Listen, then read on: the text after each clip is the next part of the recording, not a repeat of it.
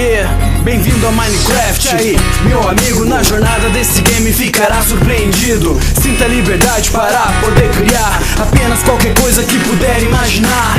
Modo criativo ou sobrevivência, em uma aventura tem a sua experiência. Nem preciso dizer o que se pode ou não fazer. Faça o que quiser e verá acontecer. Construindo e minerando sem nenhuma trajetória. Sem ao menos perceber, vou fazendo minha história nesse universo realmente impressionante. Explorando cavernas à procura de diamantes, combinando itens, construindo casa de dia ou de noite, fazendo minha jornada. Modificações, aumento de diversidade, fica ainda mais legal com os amigos de verdade.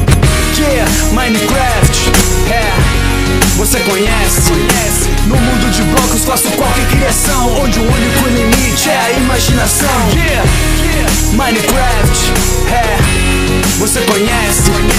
No mundo de blocos faço qualquer criação, onde o único limite é a imaginação. Yeah. Quando cai a noite é preciso ter cuidado, pode aparecer mobs por todo lado, esqueleto, zumbi, aranha ou creeper. Tenha coragem para invocar o Wither. Não olhe nos olhos de um Enderman, assim como o Slender te persegue também. Mas o que mais assusta é a lenda desse game. Herobrine, esse aí é diferente, sua existência é um grande mistério. Tudo que se fala pode ou não estar correto. Realmente Minecraft é incomparável, nunca nada semelhante tinha sido criado.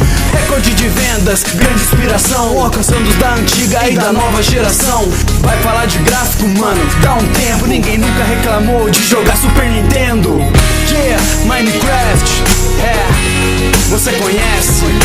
No mundo de blocos faço qualquer criação, onde o único limite é a imaginação. Yeah, Minecraft, você conhece? No mundo de blocos faço qualquer criação, onde o único limite é a imaginação. Yeah, Minecraft, Player Taos, tamo junto mais uma vez. Se você curtiu, se inscreve no canal. Toda terça vídeo novo, a parada é semanal. Dá um like e compartilha pra poder continuar. Vocês são minha força, tamo junto, vamos lá. Yeah.